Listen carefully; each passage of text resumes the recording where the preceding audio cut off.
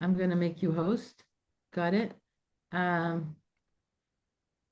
Make host. You are now host, so you can share. And Bezrat Hashem, Naseh v'Natzliach. Thank you so much for doing this.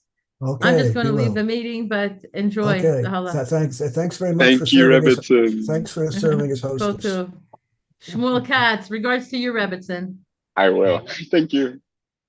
So, so today we're going to continue talking about sakana, what constitutes a state of danger that sets aside other halacha considerations. But before we come to that, let me ask you if you have any questions of a halachic nature that you want to begin with. We'll begin right away with, okay, I know how to do this. I can click share screen, and then I click on the sources. Et voila. What? I have a question, Rabbi Fink. Yes. Sorry to interrupt you already, but you opened up.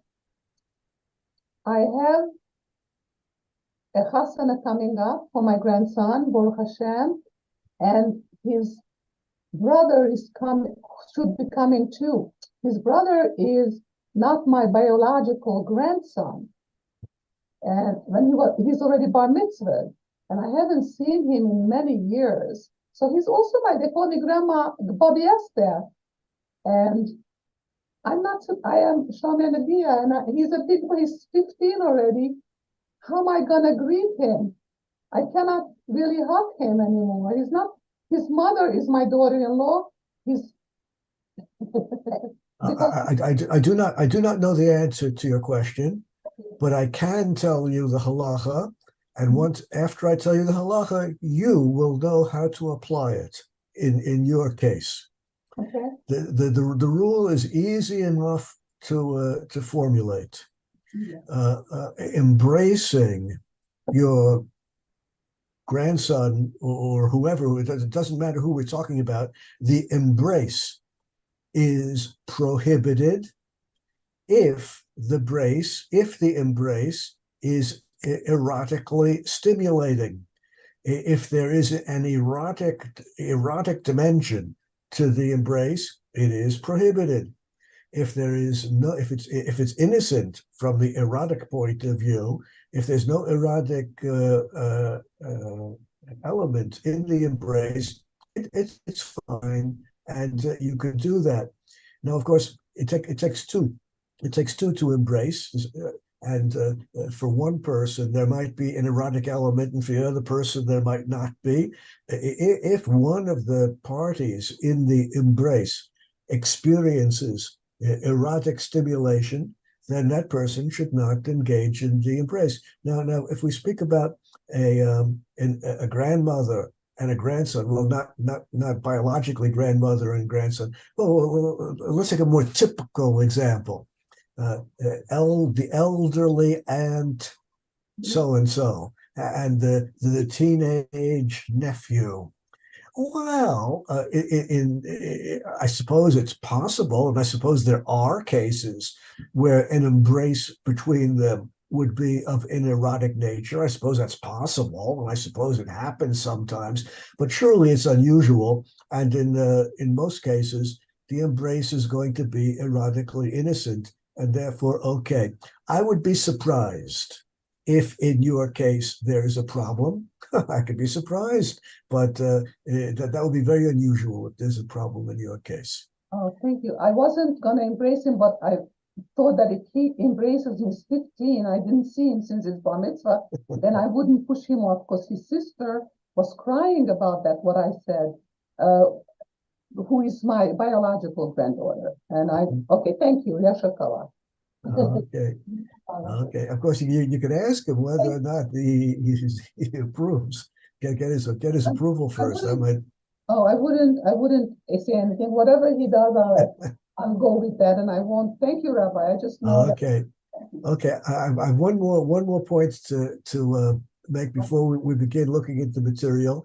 I jotted down here that someone asked. I don't even remember who it is. Someone asked whether Rabbi Nachman Mebreslov had a family name. I looked into it, and family names were not yet common in Poland in his days, he did not have a family name. Oh, okay, now let's get to the material. The whole story, how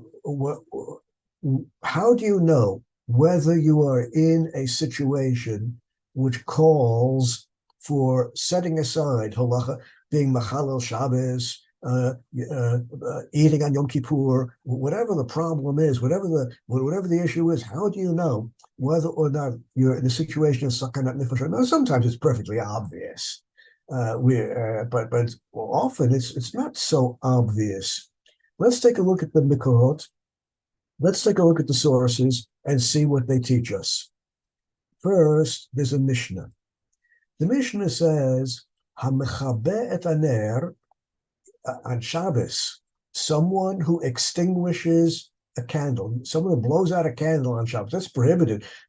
Among the 39 prohibited labors on Shabbos is you're not allowed to light a fire, and you're not allowed to extinguish a fire. Those are 2 of the 39 prohibited labors. Someone who extinguishes a fire on Shabbos, a candle, mipnei shu mityareh, mipnei ovdei kachavim, because he's afraid that the non-Jews might attack him, because she is afraid that the non-Jews might attack her. If that's the reason you blew out the candle, or mipnei listim, or you're afraid you might get mugged or robbed, you're afraid of robbers or thieves, if that's the reason you blew out the candle, mipnei ruach ra, if you're afraid of ruach ra, evil spirits might attack you, ve'im b'shvil hacholeh sheyishan, or if you blew out the candle so that a sick person could sleep. Now, a sick person who's suffering, whatever the disease is, and the sick person says, the light is bothering me, and I want to sleep. If any of these reasons are the reason why you blow out the candle, but you are exempt from any punishment. Now, you have to know that the halachic terminology of Shabbat is very specific and very precise. The word patur, which means exempt from punishment, when that word is used in the context of Hilchot Shabbat, it has a very specific meaning. The word patur, which means exempt, when speaking about Hilchot Shabbat, the word means exactly the same as asur, prohibited. And this might strike you as being strange. Well, that's because it is strange that the word patur, which means exempt, should be used as a synonym identical in meaning with the word asur, prohibited, is a strange thing, but that's the way it is. And there's a historical reason why the word is used in this way. In the Mishnah, in the Gemara, in the Rambam, in the Shulchan Aruch, throughout the length and breadth of rabbinic literature, when talking about Hilchot Shabbat, the word patur, exempt, means specifically and only exempt from the obligation to bring a sacrifice, a korban, in the Beis HaMikdash. Someone who violates Shabbos min haTorah, someone who does a Torah violation of Shabbat, has to bring a korban, has to bring a sacrifice for atonement. Patur means you have not violated a Torah principle of Shabbat, therefore you are exempt from bringing a korban, but you did something prohibited midrabanan. Bottom line, patur means exempt from the Torah punishment, but still asur midrabanan, still rabbinically prohibited. Bottom line, if you blow out the candle because you're afraid of the non-Jews, that's rabbinically prohibited to do that. It's not a Torah violation, but it's still prohibited. Okay, let's now see how the great Acharonim, the great modern rabbis, understand this. I begin with the Tzafnis Paneach. The Tzafnis Paneach was the Rogatchover, the Rogatchover Rav. The Rogatchover Rav, the author of Tzafnis Paneach, he was the rabbi in the town of Dvinsk in Eastern Europe. Oh, it's starting to rain outside. Baruch Hashem, we need the rain. The town of Dvinsk before World War I, and even after World War I, had two great rabbis. The two great rabbis in the town of Dvinsk were, number one, the Tzafnis Paneach, the Rogatchover, whom we're about to look at. He was the Rav of the Hasidim in Dvinsk. The other great Rav was Reb Simcha Meir, who was the Rav of the Misnagdim in Dvinsk, and he was the author of the Or Sameach, which is going to be the next text we're going to look at. So we're looking at the opinions of the two great rabbis of Dvinsk, the first Hasidic, the second Misnagdic, and as in so many other areas, they agree with each other. But let's see exactly how they agree and what their understanding of the Mishnah is. Hahoshesh mishum ruach rav, someone who is afraid that the evil spirits are going to attack him or her. You're afraid of the evil spirits, and that's why you blow out the candle so that the evil spirits will not be able to find you. Serak gedet mayon. This is just lunacy. This is just pure fantasy. No such thing as evil spirits which are going to attack you. Blowing out the candle is not, well, you weren't in danger in the first place. You weren't in danger. So blowing out the candle is not going to help you because the whole thing is just the foolishness beginning to end. Person is just imagining in his or her mind. The person just has this fantastical idea in the head that somehow the candle is going to attract not only moths and mosquitoes, it's also going to attract evil spirits. Well, it's simply not true, but the person believes it. The person believes it, and since the person believes it, the person is suffering as long as the candle is burning. The suffering is real, even if the reason for it is silly, but the suffering is real.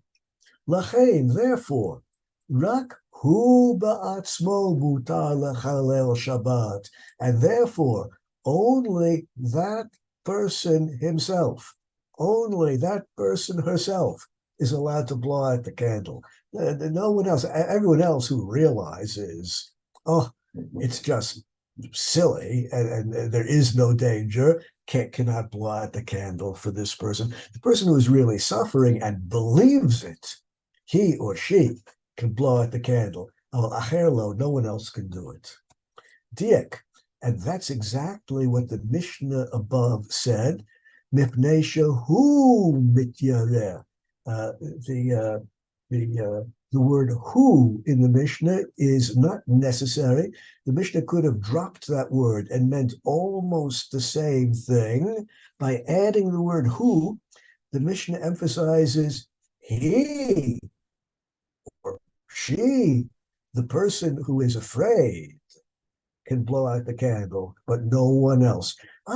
So here we have an idea that what is and what is not sakana depends upon what you think in your mind.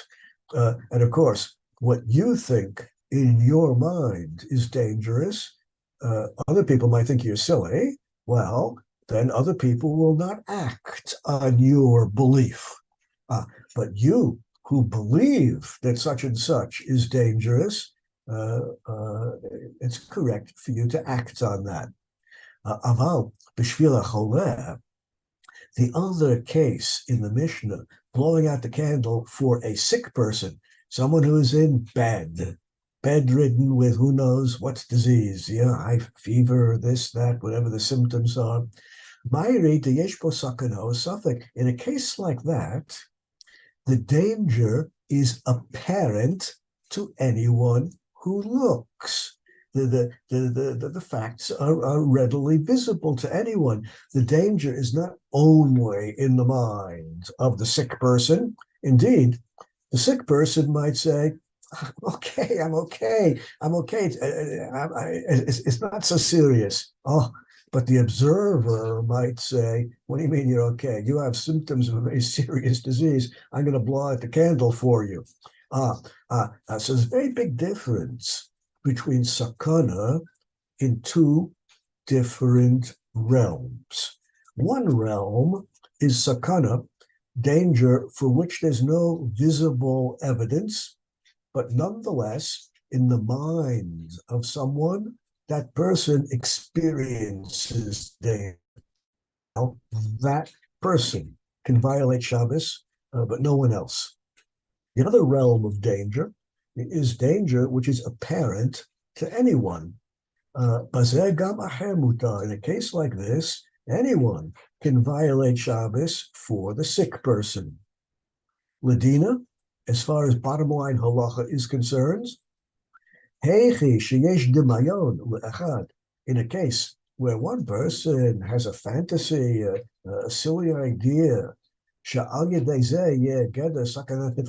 someone who has a fanciful, foolish idea that he or she is in a life-threatening situation, well, that person can violate Shabbos. You think the evil spirits are coming to get you?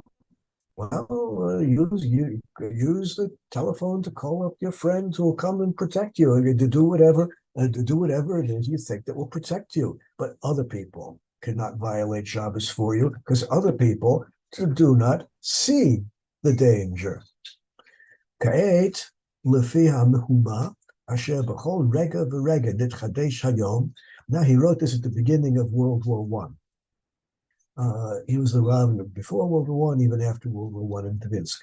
Now, at the beginning of World War I, where troubles are spreading throughout Europe, every day, new outbreaks of violence. Well, it looks like World War I is coming here as well to Dvinsk, and indeed it did come, and the city was largely demolished.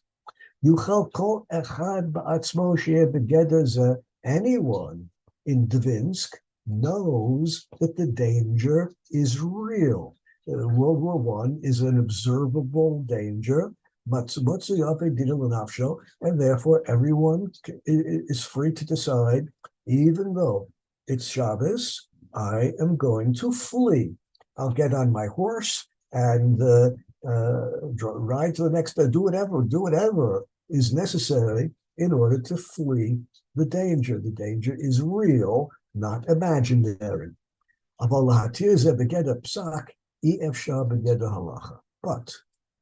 all of this must depend upon what you, as an individual, think.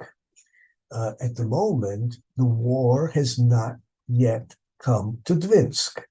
It's approaching, but not yet here. The danger is not present at the moment, but if you are afraid, then you can violate Shabbat and do what you think is necessary in order to save yourself. We don't want people to violate Shabbos unnecessarily. We don't want people to get into a panic and unnecessarily violate Shabbos. We don't want to get into the situation where people will just routinely violate Shabbos because they're afraid of this or that. Bottom line, according to the Tzafnas B'neach, the Rogachava Rav, the great Rav of Dvinsk, what constitutes danger and therefore justifies violating Shabbos or eating on Yom Kippur or whatever the issue is, all depends upon what you think. if you believe that you are in danger, then of course you should violate Shabbat to do what is necessary to deal with that danger. If other people see the danger, if the danger is apparent to others also, then others can violate Shabbos for you. But since we're talking about a decision which is rooted in the mind of the individual, there's no room for a general psak, a general instruction to all the people in town to, for example, violate Shabbos by fleeing. The danger is not actually here yet. No one knows whether the danger will come or won't come. That everyone is going to have to decide for himself or for herself whether or not the fear exists in the minds. Okay,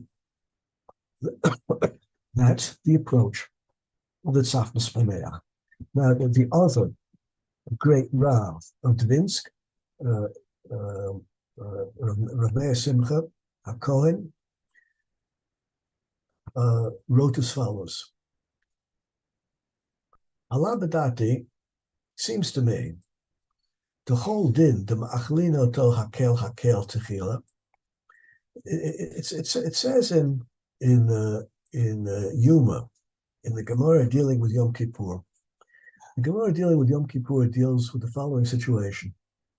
Someone is sick on Yom Kippur, really sick. I mean, obviously sick, obviously in a life-threatening situation. This person has to eat, has to drink.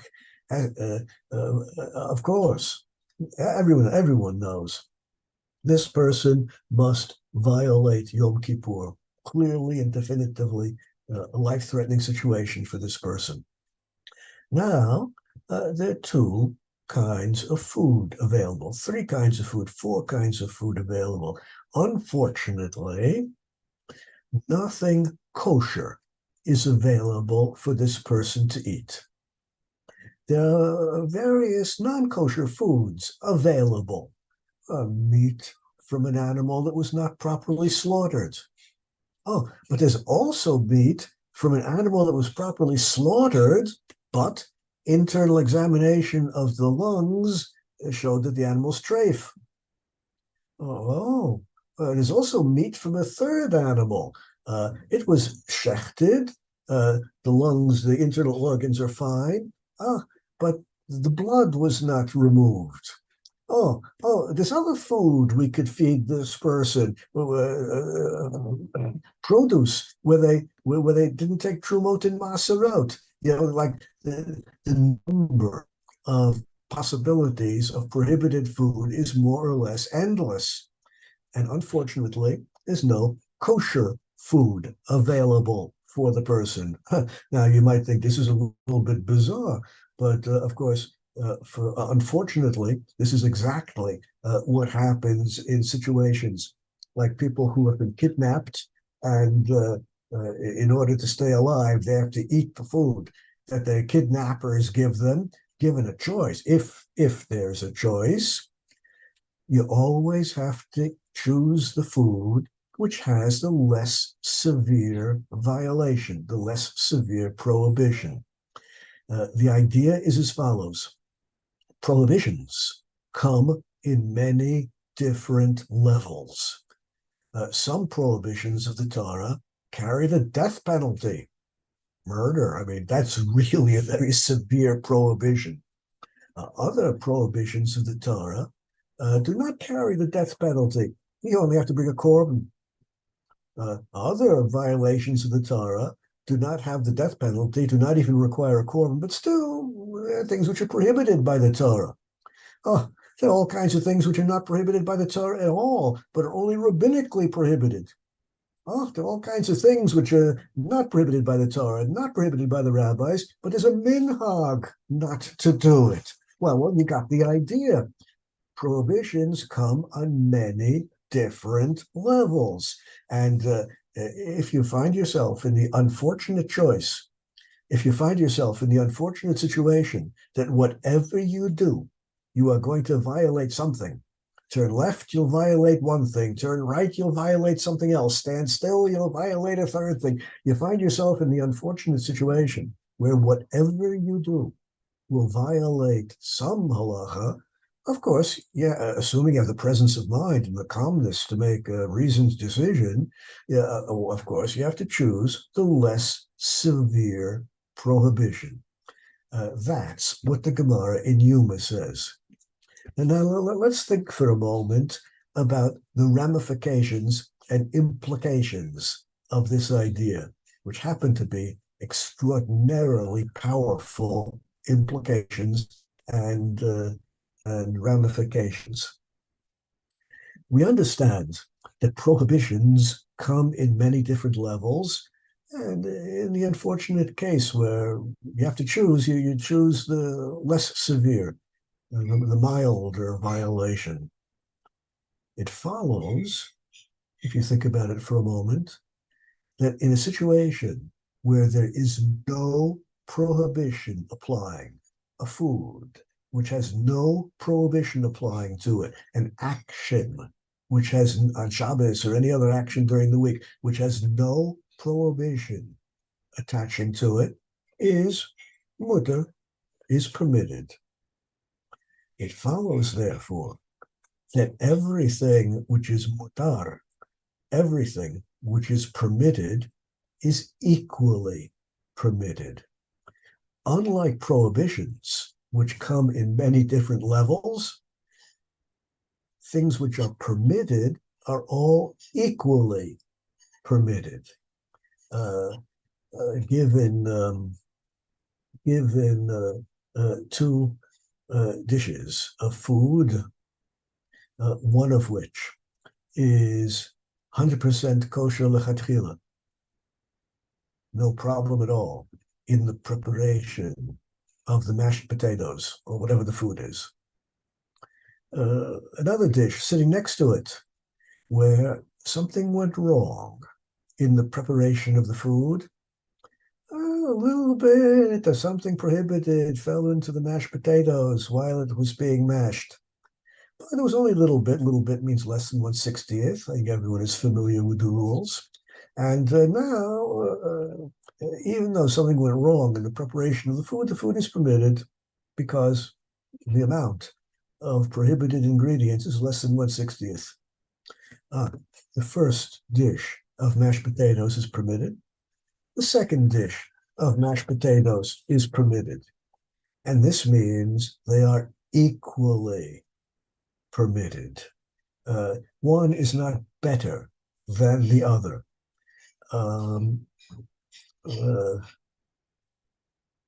That's as far as Halachah is concerned. Let me just add as a footnote that the Hasidic masters take a little bit of a different approach here. The Hasidic masters, led by the Bnei Yisachar, his family name was Shapiro, Rabbi Shapiro, one of the fundamental sforim of Hasidut. In his opinion, given a choice between these two dishes, one with mashed potatoes, which is 100% lechatchila permitted, there was no problem in the preparation. Next to it, another dish of mashed potatoes in which something went wrong, a little bit of prohibited, something fell into it, but it's less than 1/60th, and the food is permitted according to the Hasidic perspective, as explained by the Bnei Yisachar.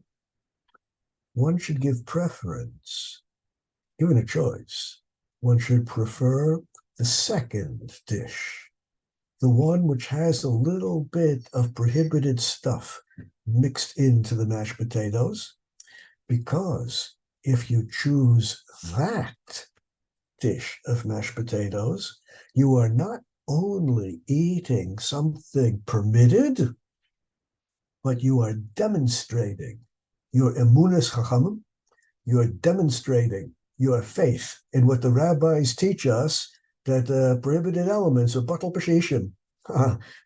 You eat the first dish, well, that's permitted, no problem at all. Eat the second dish, you're not only eating something permitted, but you're expressing, you're demonstrating your faith, your trust in the rabbis who taught us that less than a 60th is irrelevant.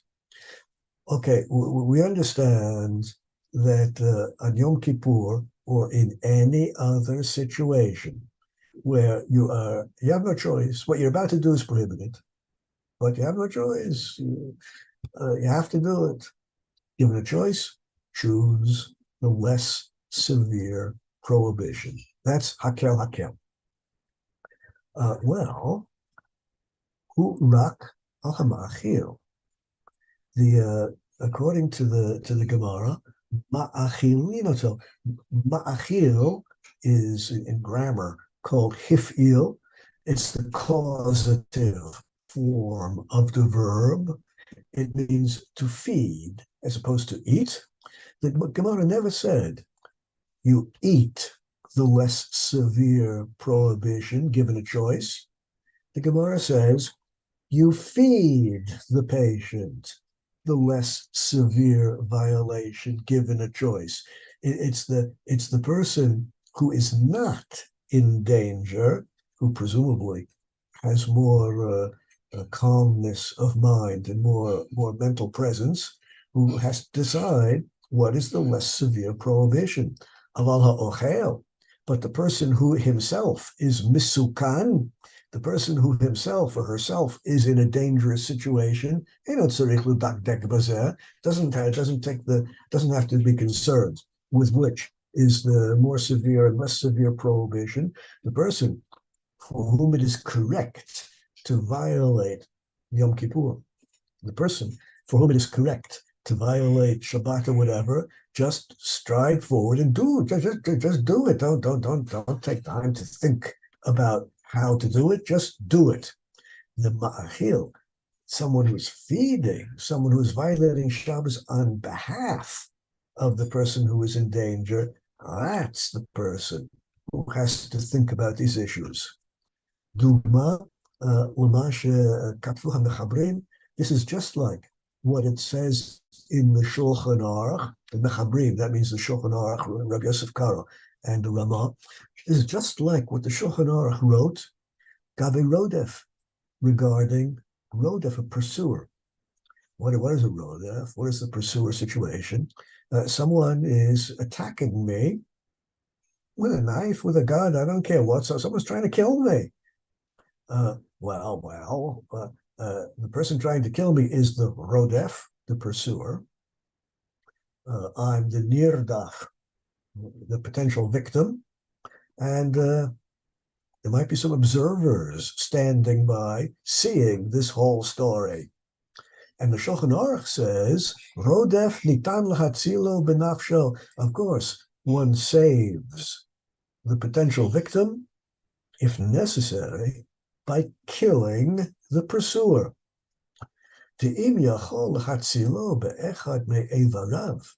If you could save the victim with less drastic means, not by killing the pursuer, but just by disabling him or her, injuring him or her, well, if you don't have to kill the pursuer, then you're not allowed to kill the pursuer. You're allowed to kill the pursuer, the attacker, only if there's no other means to save the victim.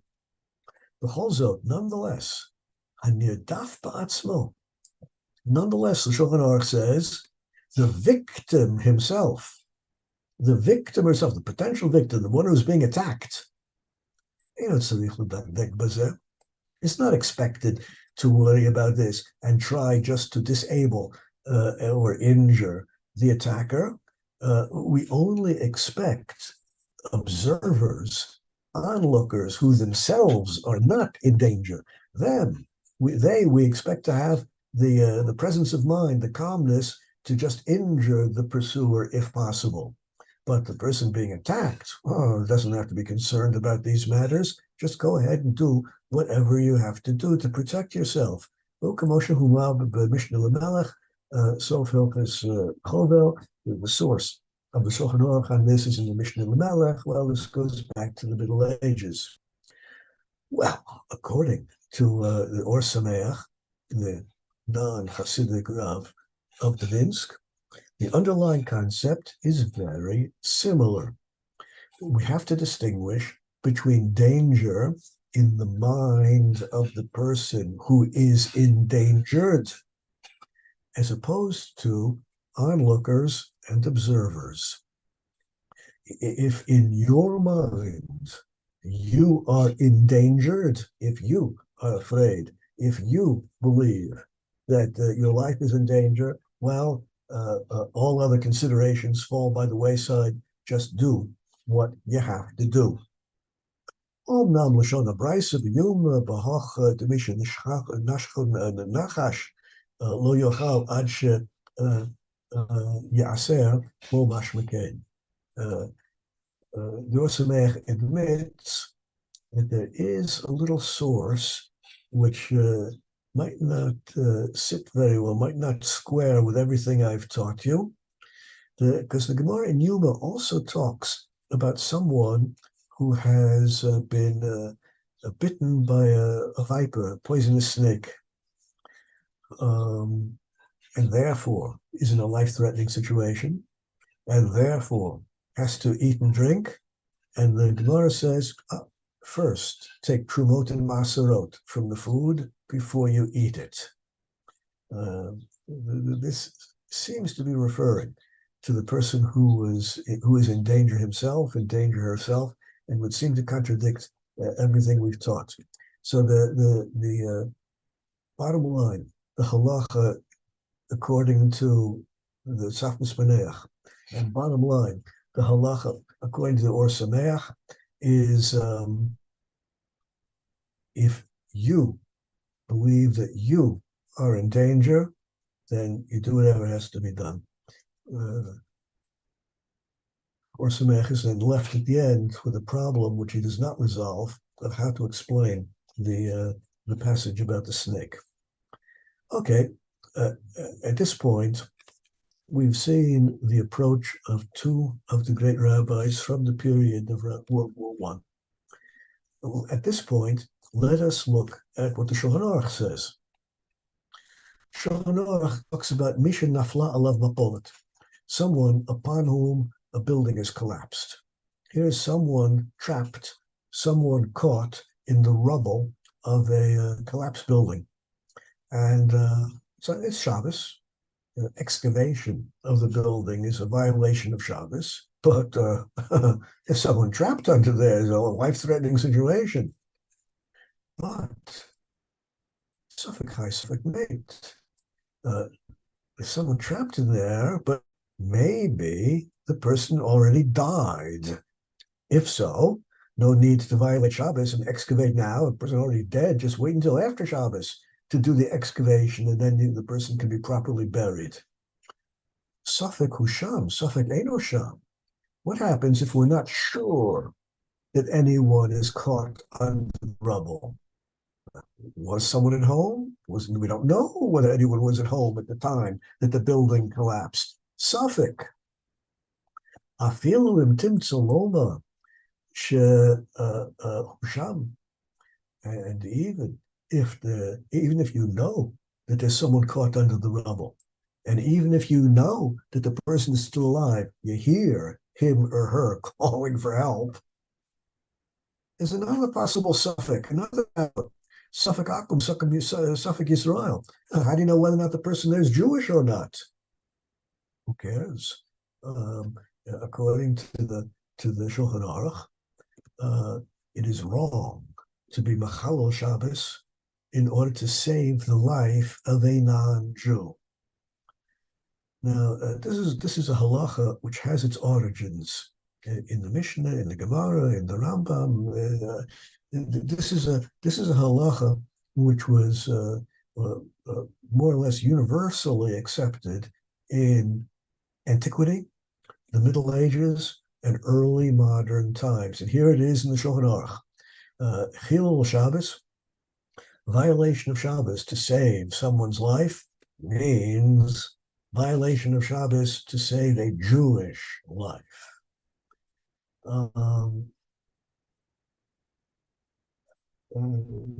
This is a little bit difficult to accept. At least I find it difficult to accept. There are many righteous non-Jews out there. Why would we not want to violate Shabbos to save their lives? Well, the Mishnah Brura explains as follows.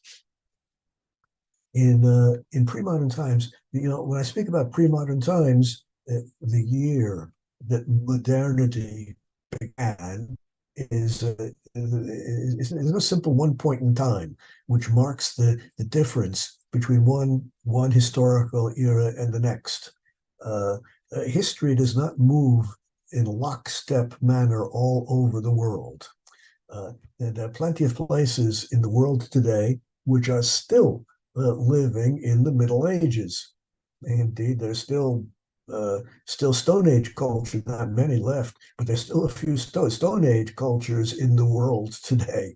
And the arrival of modernity did not occur simultaneously everywhere. But one of the characteristics of society in pre-modern times, antiquity, in the Middle Ages, one of the characteristics of society back in those days was its corporate nature. What does that mean? The corporate nature of society.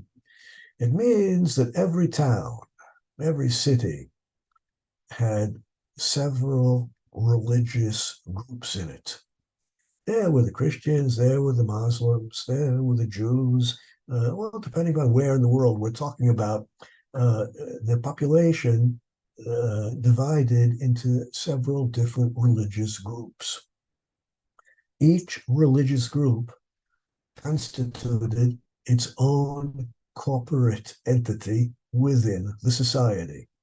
That means that if you belonged to the Jewish group, or whichever group you belonged to in the society, if you belonged to the Jewish group, then you paid your taxes to the Jewish community.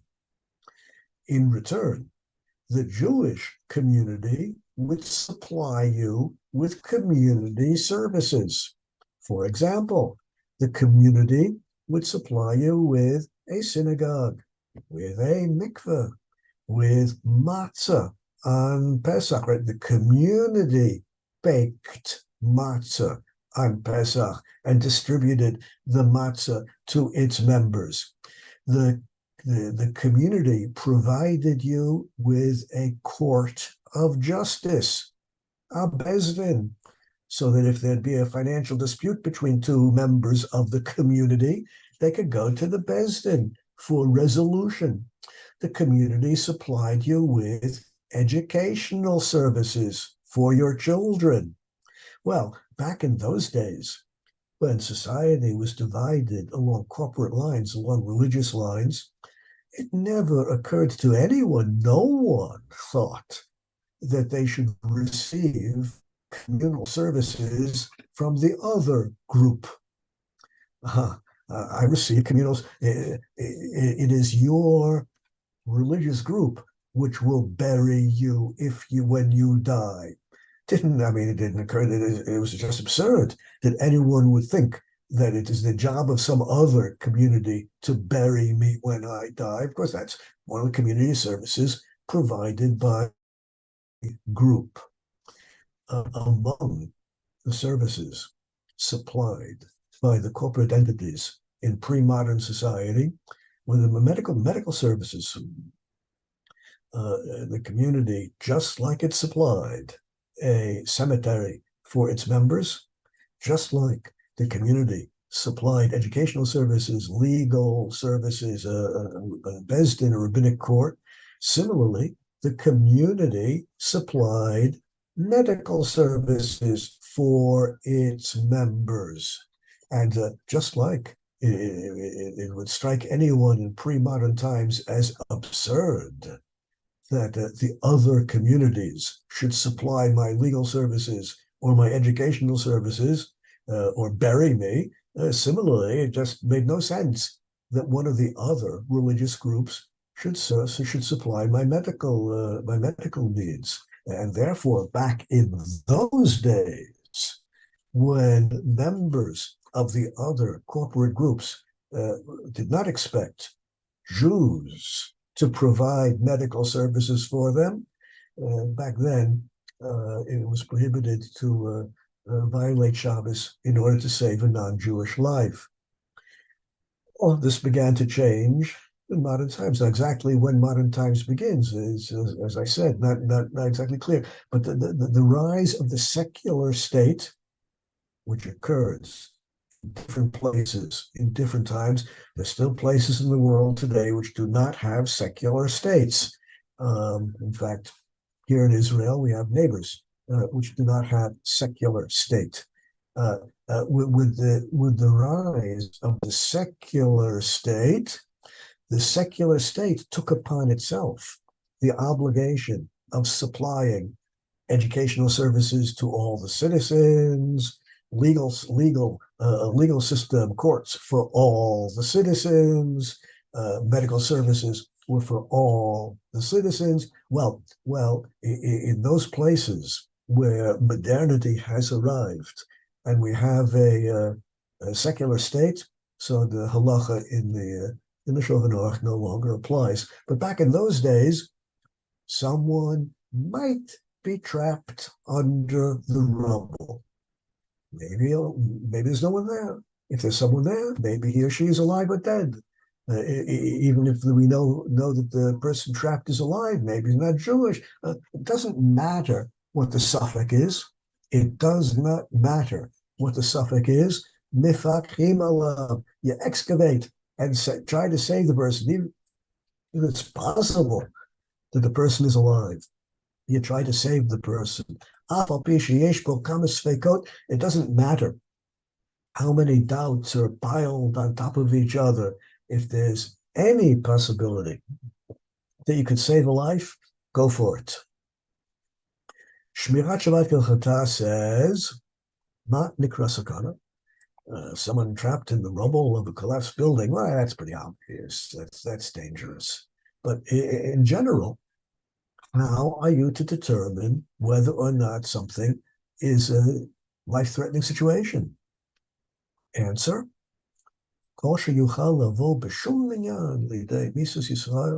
any case which could conceivably lead to a Jewish person dying, that is sakanas nefashos, and that justifies violating Shabbos, Yom Kippur, or whatever the issue is. The Chazon Ish says, "Lo mikre safek pikuach nefesh." The Chazon Ish says we apply the idea of pikuach nefesh, life-saving, b'dvarim atidim, in matters which do not pertain to the future. If the danger does not yet exist, but is only a potential danger for the future, that's not called pikuach nefesh.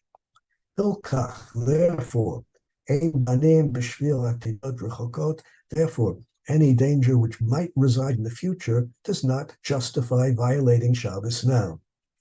The specific case that he was dealing with was the case of munitions factories. Israel operates munitions factories to make bullets and weapons and things for war. Well, of course, the only reason that Israel operates these factories is for pikuach nefesh, to protect the lives of the Jews in Eretz Yisrael. Does that mean that they should operate every Shabbos? He says, no. If the threat of war is only in the future, then that does not constitute pikuach nefesh, and the factory should not operate on Shabbos. When the threat of war is real, when there really is a war, then of course the factories should operate on Shabbos as well, because they're engaged in pikuach nefesh, a life-saving activity.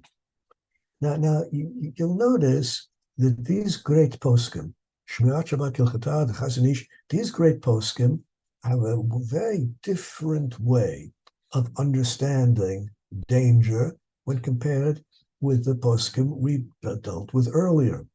Earlier, all the poskim viewed what is and what is not dangerous in terms of what you specifically believe is dangerous.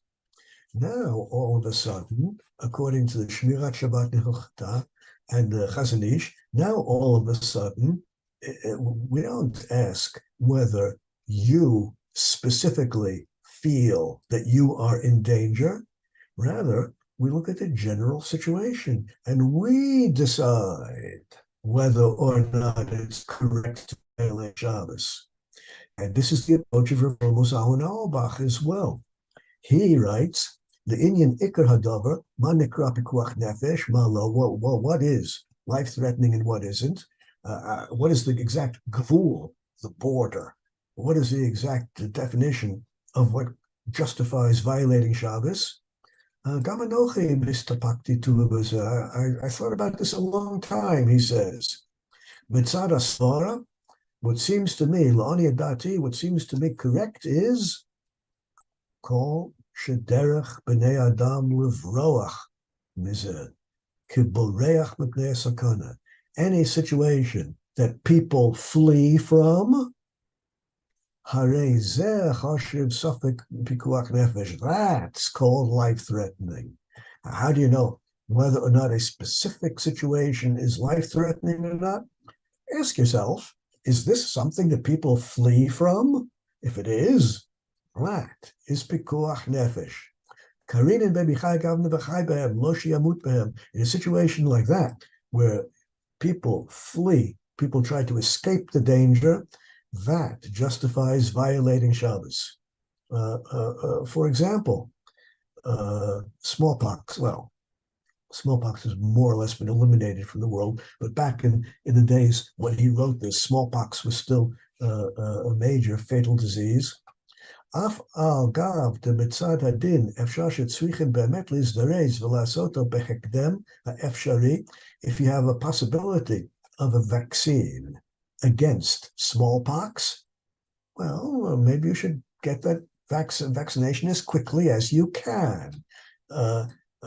After all, if it's available, maybe halacha demands getting the vaccination.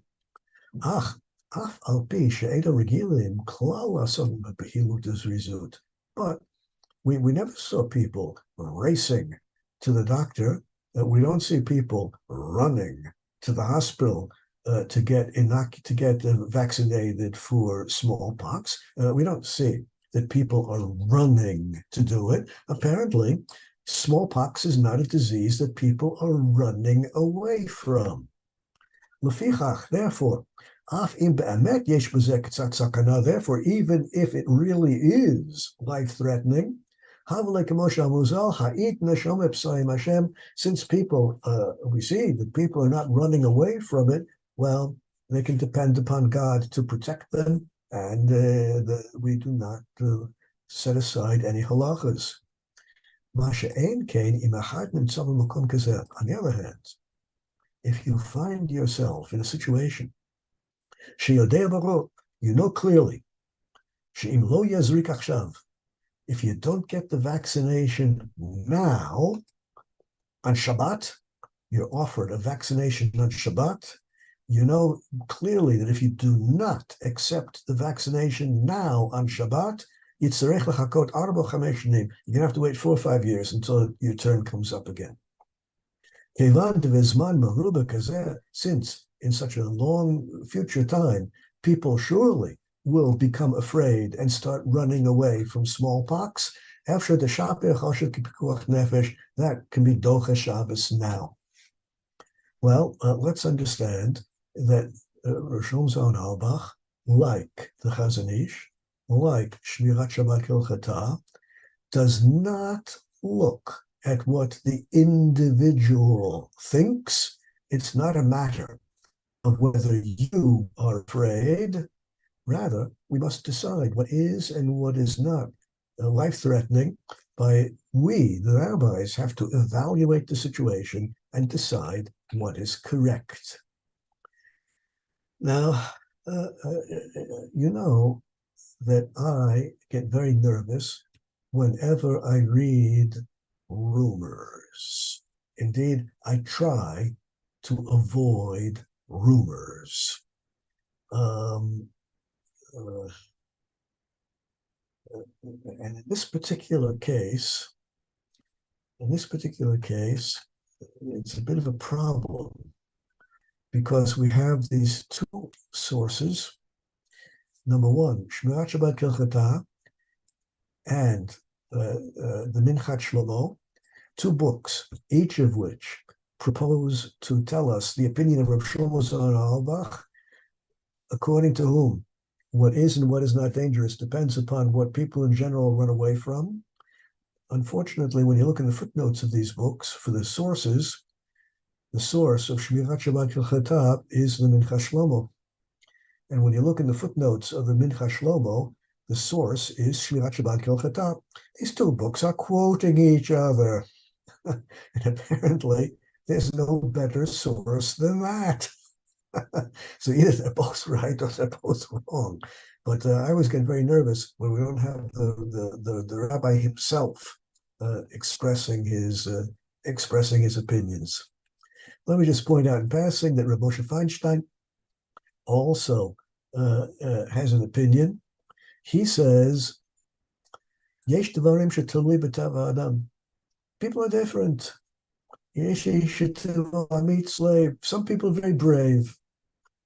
Some people are very brave and simply don't think that their lives are in danger. These people are just not afraid of danger.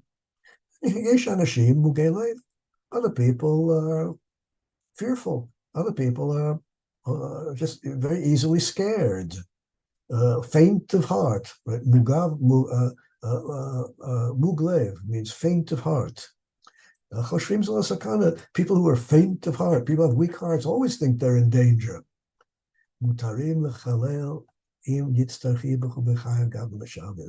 Well, if you are faint of heart and you think you are in danger, then it's correct for you to violate Shabbos. Well, you see, back and forth, the different rabbis fall into two categories, two camps. According to one camp of the rabbis, the decision, what is and what is not, what is and what is not life-threatening, depends upon what you have in your mind. If you're afraid that you might die, it's correct to violate Shabbos. According to the other camp, according to the other group of great rabbis, no, it all depends upon what in general people consider dangerous. Now, it seems to me perfectly clear that both camps are correct. They're both entirely, even though they seem to contradict each other, they're both entirely 100% correct. But they are talking about different situations. If we're talking about the question of what the Rav of the city or the chief rabbi of the country must instruct the people in general, well, of course, the chief rabbi of the city or the chief rabbi of the country cannot be concerned with what you personally believe in your mind. The chief rabbi who is doing Hora'ah Rabim, instructing the public what to do or what not to do on Shabbos, has to be concerned with general criteria that apply to everyone. On the other hand, if we're speaking about a rabbi who is not giving Hora'ah Rabim, not instructing the public as a whole what to do or what not to do, if we're talking about a rabbi who's speaking to one specific individual person, well, when speaking to an individual person, the halachah depends upon what that person believes. And it seems to me that all of the rabbis in both camps agree with this. Bottom line, if the decision has to do with public policy, the definition of what is life-threatening depends upon the general situation, namely, what in general people flee from is called life-threatening, and it's correct in public policy to instruct the people to violate Shabbos.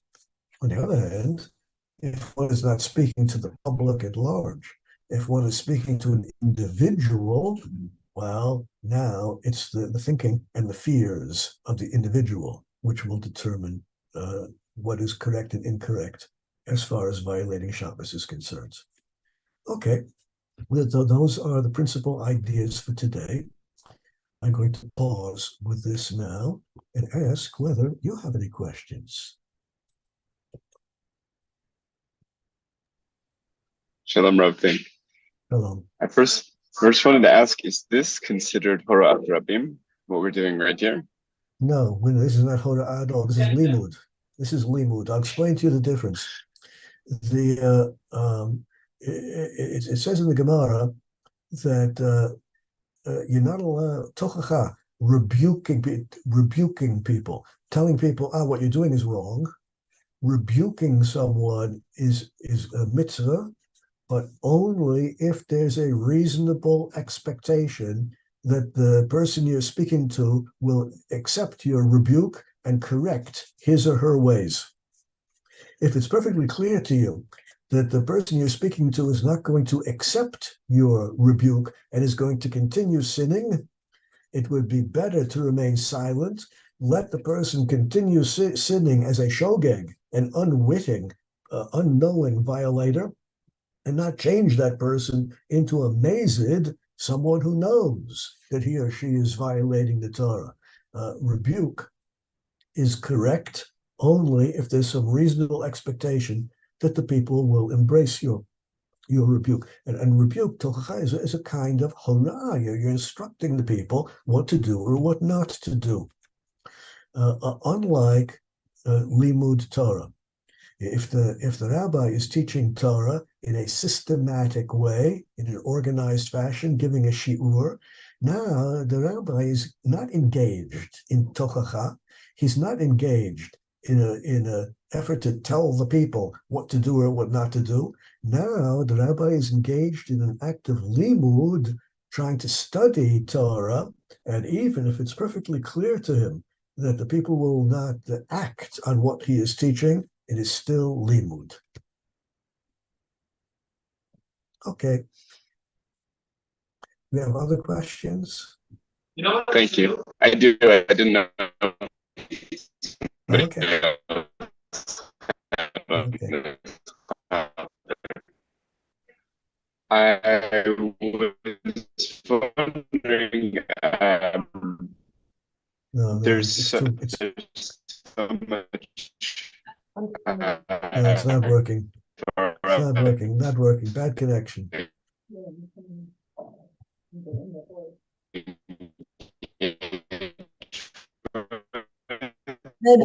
Maybe type it in the chat, Shmuel.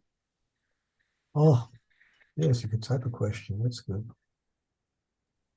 Testing. Is it better now? Yes, it is. Now we hear you. Wonderful. There is so many dimensions and angles and types of Torah to engage with, so many types of Torah. My question is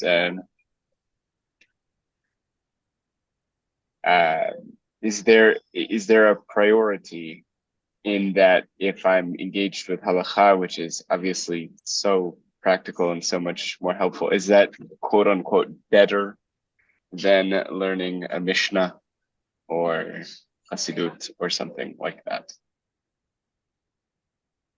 La'olam haveratz likrat mitzvah kala kemitzvah hamura she'i ata yodea scharan shel mitzvot. The Mishnah teaches us that we do not know the relative value of different mitzvot. Do not imagine that some mitzvot are of greater value than others, and therefore you should treat them all equally. There is no greater and lesser value in what you are learning, as long as you're learning Torah. There is no mitzvah which is greater or less, as long as you're doing mitzvahs. That's what's important.